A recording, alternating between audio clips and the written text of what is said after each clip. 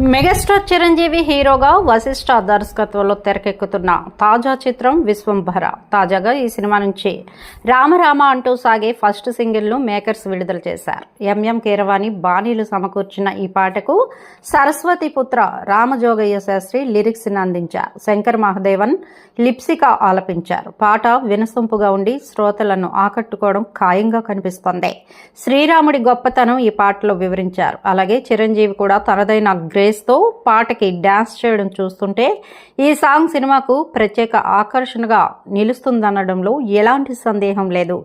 UV creations బ్యానర్పై వంశీ, ప్రమోద్ విక్రమ్ నిర్మిస్తున్న ఈ చిత్రానికి ఆస్కార్ అవార్డు గ్రహీత ఎంఎం కీరవాణి సంగీతం, బ్యాక్గ్రౌండ్ స్కోర్ని అందిస్తున్నారు. సోషియో ఫాంటసీ చిత్రంగా తెరకెక్కుతున్న ఈ మూవీలో త్రిష, ఆషికా రంగనాథ్ హీరోయిన్లుగా నటిస్తున్నారు. ఇక ఇప్పటికే విడుదలైన విశ్వంభర టీజర్కు మంచి రెస్పాన్స్ వచ్చింది.